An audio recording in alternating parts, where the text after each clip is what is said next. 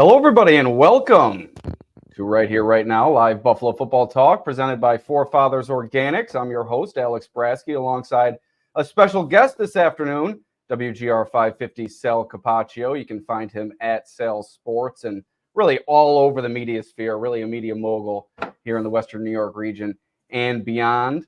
But before we get into our conversation with Sal, we'd like to first thank our sponsor, Forefathers Organics in Dansville. Unlock the power of nature with Forefathers Organics, your premium CBD store. We offer the highest quality CBD and hemp products to liberate your mind, body, and soul, helping you live happy and free. Our mission is driven by excellence and transparency using cutting-edge scientific methods to combat stress and target issues at their source. From potent ingestible CBD to soothing topicals, all our products are USDA certified organic. Discover all natural wellness from farm to table. Visit forefathersorganics.com for more information. All right. Thanks to Forefathers for sponsoring as always. Once again, welcoming in Sal Capaccio. And Sal, I've always known you to be a very athletic individual. You're a great golfer. You showed us your triple jump ability at your live show at Barbell Always Game Day in Buffalo. Today, I saw you spring into action. It was a great thing you and Josh Reed did. There was a fan in attendance, fell under some heat, as we've seen a few times. You sprung into action, found the medical staff. Really good thing of you and Josh to do. It was a hot one out there today for sure. Yeah, thank you. First of all, I'm not a great golfer, but I like to play, and I can play. I'm like a lot of us, right? I can be pretty good at times, not great at other times, but I appreciate that. Try to stay in shape. You know, it's interesting. I'm glad you brought this up because it's just a great lesson. You never know. Back in February, I actually had a pacemaker put in. And part of the reason is because I have a condition where I've passed out. I actually passed out at a Bills practice a few years ago inside the stadium. It was actually an open practice, and I passed out in the tunnel. And that's when my cardiologist suggested I might have this condition because it wasn't the first time. And then I passed out again a couple more times, and sure enough, hey, let's do this. So when we were standing by the tent where the fans were, and someone said, hey, can you get medical? And I didn't know what was going on. I looked, and there was a woman you could tell that she was struggling. It looked like she had either passed out or was about to pass out. So, you know, that's obviously something that's close to me because I know that situation and what that can be like. So luckily it seemed like, you know, the right people came by after we sprinted down to grab some medical, but by the time we got back, there was already somebody there. So great job by all the Bills and resources and security and medical that was on hand. Yeah, it was certainly good to see the woman kind of sitting in her chair, having an electric fan on her afterward. I believe she was okay. So certainly good news there. But let's get into the nitty-gritty of Bills camp, Sal. It's now day 8 at St. John Fisher. We've had the return of the blue and red, a lot of action thus far, a lot of takeaways from everybody watching practice. Keon Coleman, Dalton Kincaid really shining, Josh Allen maybe having his best training camp of his career, and now the defense starting to come along in recent days. Let's start off with this. Your overarching takeaway thus far through 8 days at St. John Fisher and the scrimmage. What have you come away with that's really impressed you the most? You know, there's been so much talk about the wide receivers, and rightfully so. I get it. I think this group is going to be just fine. I think this group has, you know, enough playmakers and ability and talent, but more than anything is because, as I've said for months now, they have Josh Allen. Josh Allen is an elite NFL quarterback. And I've said, as long as you have Josh Allen, you're going to be just fine. But I think this group could be even better than people really realize because they have so many different skill sets and they have so many different ways to kind of beat you. They have Curtis Samuel who can line up anywhere, running back, outside, inside. He can get the ball in a lot of different ways. They have Khalil Shakir who just has sticky glue hands wherever he goes. It doesn't matter. And they have Keon Coleman who has really been impressive with a highlight reel catch every single day. We saw another one today. The Bills tweeted it out. We were all right there. It was in front of us. And we all, and the crowd went, oh, like that when he caught it, right? I mean, it was just a fantastic catch. But he does that once a day, it seems like. And I think that for Keon, the impressive thing for me is we talk about separation. Does he get it? Can he get it? I've kind of really had come to appreciate a different kind of separation when it comes to Keon. Not 40 time and blown by you, but just separating everywhere, right? Over top of you on the side because his arms are long and he's a long strider and he can just kind of get up and go up and get the ball and he's an athlete. So that's kind of what's been that's standing out to me is that this group of wide receivers that we've paid so much attention, there's been so much worry about. I don't think Bills fans have to worry about it. Now, 3rd down and 6 in a critical game and the game's on the line. Okay, who you going to, right? I mean, I get that, and that's going to be there. But I think, Alex, that this group overall is a pretty good group that they've assembled, and they have a lot of different skill sets. Yeah, absolutely. And you mentioned Coleman's separation, really not your typical separation. When people think separation, they think using route running, as we saw from Stephon Diggs for years, just running open down the field. The way he can separate at the catch point from the defender has just been incredible throughout training camp. Like you said, contested catch after contested catch. Josh Allen said the other day, feels like he can't miss when he's throwing his way, and he's really displayed that each and every day. He did, and we'll start right there with Keon Coleman, that leaping grab over Christian Benford, who's really been the victim of Keon Coleman's ascension during training camp. I don't think Benford's been exposed during camp, but he's been kind of on the receiving end of a lot of those plays. And then later, Coleman really displaying solid route running ability along the back of the end zone, creating that normal separation against Benford, catching the touchdown, and then punting it nearly to Penfield over the 490. Great kick from him. By the way, I saw you tweet that. It was kind of funny. It was good by you, but I was standing there when he punted it, and I watched it, and I'm like, oh, it's going to hit the tent. There was a tent on the other side of it hit the tent, went over the tent, and of course, kids are running and scrambling for it. And I felt bad for the Bills employee who had to go over there and chase it down, like, hey, we need that ball back. Right. You got to give the ball back. He made a really nice catch in the back of the end zone in that play. I agree. I thought today was a good day for Benford, but every day it seems like there's something he just can't do to stop a ball from going to Keon Coleman, and that was that play. Could he have better coverage on that one we talked about earlier? I don't think he could. Don't think so. What are you supposed to do? How are you supposed to cover that? I'm not sure. No, Coleman in the back right corner of the end zone, just fully extending behind him to make the catch, as I display it on the video portion of the show. Just an incredible catch, and his reliability really starting to build with Josh Allen. I don't know if he's going to be the wide receiver one in terms of targets and usage, but as I said the other day to my co-host Ajay Cybulski, he's really showing those traits a bona fide number one wide receiver needs, just making those highlight reel grabs and just dominant at times throughout training camp. But we'll move on to some not so positive moments. A lot of drops today on the practice field, and they started during quarterback wide receiver drills with Marquez Valdes-Scantling. Has not been really a great training camp for him. He hasn't made a number of mistakes, but hasn't shined either. Today, he dropped 2 throws from Josh Allen during QB wide receiver drills with no defense. And that's obviously been something that's been a concern in his past. Where are you at with Marquez Valdes-Scantling, with Tyrell Shaver? Someone we'll also discuss, maybe tied in to this question I'm going to ask you. Where are you with MVS on his spot on the roster? I know they've committed money to him, but with Shavers and others starting to ascend, where are you with MVS? It's getting close to being a little more tentative for me, right? I think he's still on the roster because they signed him for a reason. He's a veteran. He's won Super Bowls. He's had big catches and big games. But Curtis Samuel, Keon Coleman, Khalil Shakir, and Matt Collins are on this team. That's 4. We know that, Alex, right? Those guys are making the team. Right. I think because of the emergence of Tyrell Shavers, I would put him maybe as the 5th wide receiver ahead of MVS. Certainly, you could make an argument MVS still number 5, Tyrell Shavers number 6. But the confidence they're showing, that Josh is showing, and Tyrell Shavers and the plays he's making, made another one today. Tyrell Shavers, another really nice catch. With Taron Johnson draped all over him, and that's an all-pro. That's right. And I think Tyrell Shavers is kind of eating up that spot right now. The question might ultimately come down to MVS versus Chase Claypool, not Chase Claypool versus Tyrell Shavers or Justin Shorter. And with Chase Claypool's injury, he's not helping himself, obviously. He's not on the field. He's got a toe injury. I just feel, though, to go back to your question specifically about MVS, I feel like the Bills will give him a little runway here, right? He's a veteran. They signed him for a reason. They trust him. If you remember last year, Khalil Shakir did not have a good camp. And there was a lot of talk about, oh my God, are they going to collect Khalil Shakir? You can't do that. Listen, talking with Brandon Beane after preseason, they were never even considering that. They're like, we know what Khalil Shakir can do. Yeah. Yes, he had some inconsistencies. I know that MVS has had consistencies in his career, but I wonder if this is one of those situations where we're going to trust what we know about him. We're going to trust that we sign him. He's going to be available and ready and play, and he's going to be okay for us. We don't know, though, if that's the case, but it feels like maybe at least they're going to give him a little leeway.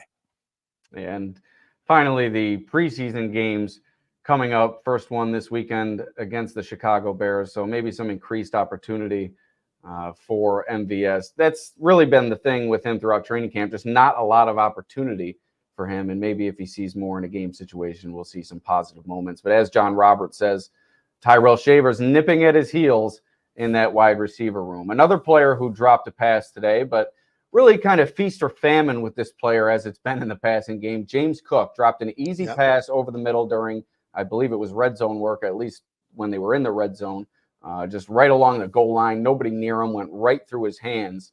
But earlier in the practice, he caught that deep ball from Josh Allen. So he hasn't dispelled the concerns, or maybe the deep ball was the other day. It all blends together. But he hasn't dispelled the concerns regarding his hands, but you're going to get the big plays with James Cook. And I think he's one of the most talented weapons that this team has at its disposal. You might just have to live with some down moments in terms of the easy drops. Yeah, and those are plays that I kind of poo-pooed a little bit at the end of last year. Like, hey, it's going to happen. You get enough balls in your way, you're running back, you're going to drop some. He'll be fine. He's known as a really good pass catcher coming out of college. I'm getting to the point now where I'm a little more concerned. I'm a lot more concerned because it's just happening way too frequently, and you can't let it happen. These are plays and catches that score points. Today would have been another one. Would have scored points against the Eagles. Would have scored points against the Cowboys. Like, these are critical plays. And whether the result of the play impacts the game or not doesn't matter. When you have that chance, you have to make that play. But what compounds this is Ray Davis has fumbled a few times, right? I mean, and Ty Johnson's not out there. So in these critical moments, ball security, catching the ball, holding onto the ball, the running backs have to do their job. Now, look, as a player, James Cook is a really terrific player for the Buffalo Bills. He's going to be a big part of their offense again. He was fourth in the NFL in either rushing yards, yard from scrimmage, sixth in the other, whatever it was last year, top 5, 6 in each category. So, I think that they're very confident in James Cook, but if he can't hold on to the ball, the Eagles one is an interesting one to me last year. Remember the game the Eagles last year, he dropped the ball early on down the sidelines. Yeah. See, that's the kind of play, Alex. So you get one shot at that a game. The Bills can't go back to that play again. The Eagles saw it. That was the one time you get it. So you got to make those plays in those moments. And it's just getting to the point where he's doing this a little too frequently for me. And it was the big play early during 7-on-7. Josh Allen really high arching pass, dropped it in a bucket. Cook hauled it in, a nice over the shoulder catch. So there's the feast with Cook, but the famine is that ball that goes right through his hands over the middle. And like you said, wipes points off the board if it is a game. Elsewhere, a couple of drops. KJ Hamler dropped a pass from Mitch Trubisky. And you like what you see from KJ Hamler, maybe in terms of his return ability, but he hasn't done anything on the offensive side of the ball. And during Sean McDermott's comments pre-practice today, he said the reason they drafted Daquan Hardy was for the return element. So I think it's starting to get a little bit late early for KJ Hamler here. Late early and really good endorsement for Daquan. Plus, Daquan had a really nice play the other day at the Friday night, the scrimmage, right? An interception. Agreed. I think getting late early is a good way to put it for KJ.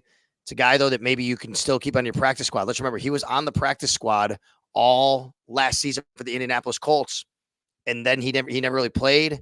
They didn't re-sign him at the end of the year. Like, is this a guy that the league is clamoring for? If he wants to stay in the NFL, maybe the best chance, hey, we'll just put him on the practice squad. If we need a return man, we have one. If we need some speed, we have one. We can elevate him. I actually wrote down here today Daquan Hardy on my notes as a guy that I think might be on track to make this team, not only as a return man, but even as a guy that I see out there with sometimes the twos, at corner. He's been playing a little boundary. He's been playing slot, obviously. Corey Couch is there. They're rotating those guys in. But I think this is a guy that they probably feel, hey, we can keep him for the return game. And I think he's actually made a couple plays in the secondary. Yeah, and thank you for the comment, Roy Collins. Daquan Hardy seems to have been taken under the wing of Taron Johnson throughout training camp. And another one that I would credit with all of these cornerbacks production, although it has been a good training camp for the passing game, there have been a lot of great moments for some of these under the radar defensive backs. Kyrie Elam working his way to interceptions day after day. Daquan Hardy making the big play in the blue and red. Let me ask your opinion on new cornerbacks coach Jamil Adai and how big of an impact that he's made, because I've watched him the last few days. He is in these guys' ear from the minute they step out there for a rep. He seems to be living and dying with these players on every rep. And there's certainly been a change in dynamic there. Sean McDermott mentioned it pre-practice. I asked him what's been the difference for Kyrie Elam, and he mentioned just kind of a different voice, a clean slate. How big of an impact do you think Jamil Adai has made, and what have you seen from him in terms of that change in dynamic within that cornerback room, perhaps led by him? This is a really like kind of layered discussion because the Bills really, John Butler did a great job for them. He did a really good job. And I know Sean McDermott thinks the world of John Butler, and John Butler would still be on the Buffalo Bills on their staff if John Butler didn't decide to leave. He left because pretty much, and he, by his own words, his own admission, because Bobby Babich got the defensive coordinator's job, and he has goals for himself. So instead of being stuck and, kind of hitting your head in the ceiling, he had to go do something else. However, that said, I think it's an acknowledgement here from everyone that Kyrie Elam and John Butler didn't see eye to eye. No. And by John Butler leaving, it opened the door for someone else to come in and really kind of get Kyrie Elam right. Kyrie Elam for the last couple of years has had a position coach who really didn't see the same thing in him as maybe a lot of other people did. And that probably went sideways a few times. There's all different ways. This is going to happen in football and business and life. There's nobody wrong or right necessarily about this, but it is a fresh start. Whenever the Bills talk about a fresh slate, a clean slate, fresh start, new voice, Kyrie Elam, what they're kind of saying is it wasn't right with him and John Butler. And that doesn't mean John Butler was a bad coach. It just wasn't right for the two. This guy, it's right with these guys, or at least they're trying to get it right. He has a chance here. And I like what I see. There is no coincidence, Alex, that every single time Kyrie Elam makes a big play, Jamil Adai and Bobby Babich are right there pumping him up. They are pumping him up. They're celebrating. They want his frame of mind to be so much different than it has been the last 2 years. And I think I see that from Kyrie Elam. I see that frame of mind being different. I've talked with him in the offseason, talk with him. He, to his credit, he's never blamed John Butler, nothing like that. But I think that he feels that, hey, this is a fresh start for me that maybe didn't go so right with the last coach who didn't believe as much as me, but now this guy does, and we're doing different things here. And I think that's super interesting. It's different strokes for different folks, right? And I'll use an example that's personal to me. My father, a longtime basketball coach, a very hard coach, someone that really gets on you and makes you work your hardest at all times. I didn't respond to hard coaching coming up. Now, my older brother did respond to hard coaching. So he got the most out of what my father had to offer. I probably didn't because of my own personality holding me back. That doesn't mean that my father was a better or worse coach for me or my brother. It's just different strokes for different folks. And I think what Kyrie Elam is receiving for Jamil Adai might be exactly what he needs at this stage of his career. And the Bills looking at him and saying, this is a former first-round pick in the third year of his career, hasn't done much for us yet. It's really now or never at this point. And the adjustment so far working wonders for him. Yep. Big play made in that return of the blue and red, went up and a one-handed bat down, almost came down with the interception. And Jamil Adai was right there celebrating with him. So that's certainly a good dynamic to watch and one that we'll continue to follow. Before we keep going here, about a little over halfway through the pod, we're going to thank once again our sponsor, Forefathers.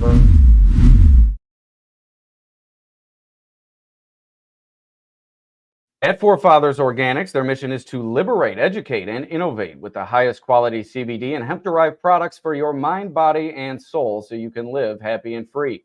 Visit them at 87 Franklin Street in Dansville, online at forefathersorganics.com, or call them at 585-335-2223 to learn more about the products they offer.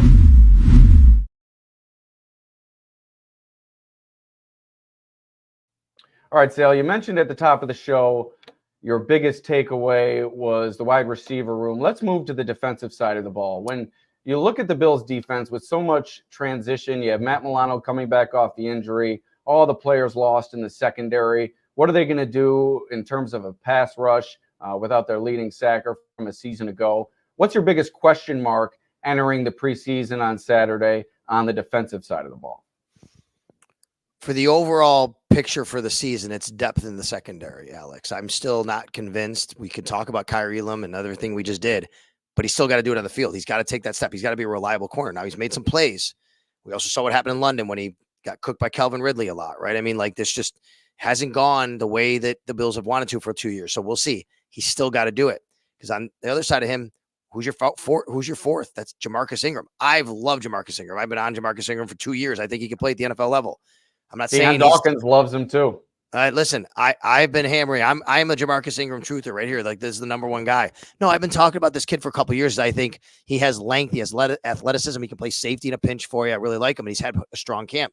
But really, we're talking about a guy who hasn't put it together yet for 2 years consistently, and a guy that's never really had to do it. So we don't know. We have a lot of questions about what's there, what's outside in the boundary corner. And Christian Benford has had some injury concerns the last few years. He's missed some time. And then, of course, at safety, you already have questions about the new changeover at safety. And now what about the injuries, right? So, I mean, Damar Hamlin right now is the starting safety next to Taylor Rapp opening day against the Arizona Cardinals. No, Damar Hamlin is a nice depth piece to have. He's a nice special teams player to have. If he has to start week 1 against the Arizona Cardinals, Bills fans are going to be a little concerned because he's not a guy that you really would think would be, a starting caliber type of player. Now, that said, I think the Bills have a lot of faith in the system and him being able to run it and being next to Taylor Rapp and all the things that go along with the people around him. But to me, the depth is a concern. Cole Bishop, Mike Edwards, these guys need to get back healthy because I think the Bills have a lot of questions after their top 2 or 3 at corner and safety. And I heard you and your co-host Matt Beauvais on Always Game Day in Buffalo talking about it the other day. Is Micah Hyde still in the plans for this team? I would think yes, just from the outside looking in, not with any inside information. But with the injuries that they sustained, can you rely on a Mike Edwards after an injury now to his shoulder and hamstring? Bishop in his rookie year still needing to get up to speed with the playbook, and now he's missing time during training camp. Is Micah Hyde still in the conversation? And do you think he's interested at this point? And when do you think that target would be for the team and him? I know it's a 3-pronged question, a lot to digest there, but if you could. Okay, so here's where I am on Micah Hyde. Is he in the plans? Not necessarily. Is he always available in case? Yes. And that means always available in case, meaning it doesn't have to be tomorrow, doesn't have to be next week, week 1, week 5, week 10. It literally can be rolling into the playoffs like they did with AJ Klein last year. Think about that situation. That would be the kind of situation you could see a Micah Hyde coming in. Hey, we got to have somebody. He's kept in shape. He knows the system. We got to put him in there. There's so many things at play here, Alex, that people don't really kind of think of the full breadth of it, right? Which is, does Micah want to do it? And even if he does, right? Like, okay, what is his injury situation? Can he be reliable to do that? And let's just say he does sign. He's got to play. He's not signing to be your 3rd or 4th safety. I think Micah Hyde is signing to be playing for the Buffalo Bills. And I don't think the Bills have any designs on Taylor Rapp and Mike Edwards not playing or Cole Bishop not playing right now. Those are the guys playing. That's who they want out in the field. That's where they're going to. For Micah Hyde to actually come back to the Bills, I think it would take a long-term injury and really have a question about one of the starters. And then from there, do you want to do it? And then there's one other thing. What's the money you're giving them? I don't think the Bills are interested in paying Micah Hyde $6-7 million to come out and play this year. But does Micah Hyde want to do it for Jordan Poyer money? I don't know if it's worth it for him, knowing what he thinks about his family and life after football and all that matters. There's so many things in play. One thing that keeps getting asked to me from Bills fans is, well, what's Micah Hyde's decision?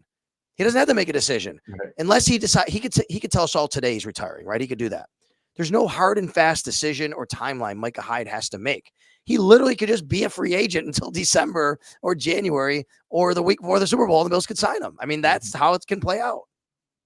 And certainly, I've thought all along that there's obviously no chance that he's coming to St. John Fisher. A lot of fans were clamoring for him before training camp started.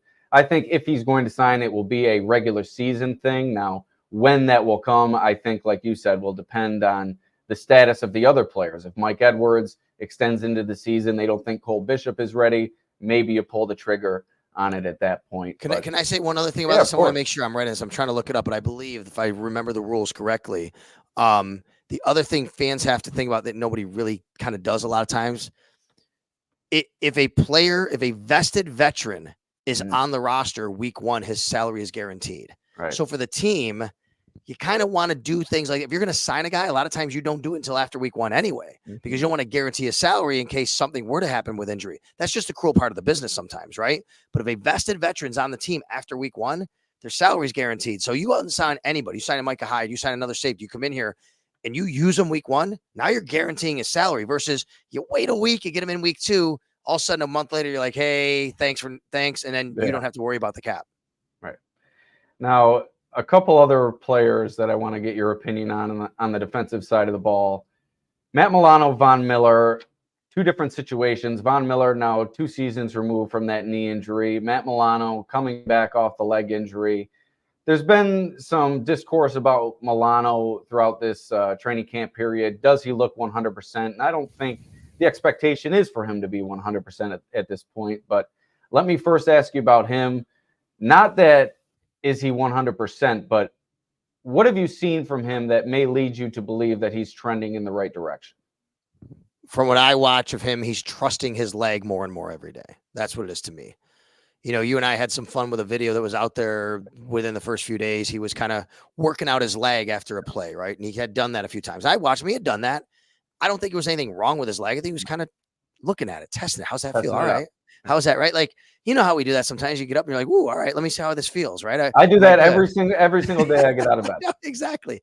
I think that's what he's doing. I don't know. And I haven't spoken with him about it necessarily, but there's two things that really stand out to me. Number one is he's on the field all the time. Mm-hmm. I mean, yes, he's getting better in rest days, but when he's actually playing in practice, he's not taking a rep off. Yeah. They're not holding back. And he's the number one will linebacker. Like, he's lining up next to Terrell Bernard. This is his job. And they're putting him right back. So the team obviously feels, and the Bills would not do that, Alex, if there was an issue. The Bills would not be putting him out there every single rep with the first team defense if that was it. Number two, to me, the instincts, totally there still. I mean, like, this guy can snuff it out with the best of them. We know that. But what's been happening lately, and then the third part of this is, I think that he is just really seeming like he's trusting that leg. We're not seeing him do that with the leg anymore after every play. Mm-hmm. And it feels like the explosion is coming back. I think he's trusting his leg a lot more now. And how about Von Miller? Had the big day when they were working third and long offensively. Yep. Wasn't out there for the return of blue and red. I don't think that we'll see him in the preseason judging based on that, but I think over the past week or so, he's starting to come alive. He had another would-be sack today combined with Ed Oliver. Yeah, Von Miller, glad you pointed out that was a third and long day, because the day before that was a first and second down day, and he was not on the field. No. He didn't practice the first day of pads. They did first and second down. I think that should be a clue to us, right? How they're going to use him this year. Yeah. First and second down, you can take a little time off, right? Third down, you're on the field. And first and second down, Dwayne Smoot time. That's right. That's right. And Rousseau and AJ Epinesa. And look, I think they built a nice floor at defensive end to be able to do that. They have some run guys. They can do that. Now you can ask Von to kind of be a situational pass rusher at this point of his career, his age, coming off the injury, all that. But if that's what he's going to do, and if he can give you what he has shown us so far here at camp on a pretty consistent basis, I'd say, where there's a play or two, a practice, you're like, okay, there's Von. I think that's a win for the Buffalo Bills in 2024. Does it mean 15 sacks? No, but if Von Miller can get to double-digit sacks, wouldn't we all be like, okay, that's really that would be a really nice boom for them. Absolutely. Another topic before you get on out of here, the offensive line, some shifting up front, some low snaps from Connor McGovern throughout training camp, a minor concern, although Josh Allen and he seemed to be staying after practice and working on it per Joe Brady. What have you seen from David Edwards at left guard? And then Alec Anderson and Ryan Vandermark mixing in with the first team today. Anderson looking like the backup center, Vandermark the swing tackle.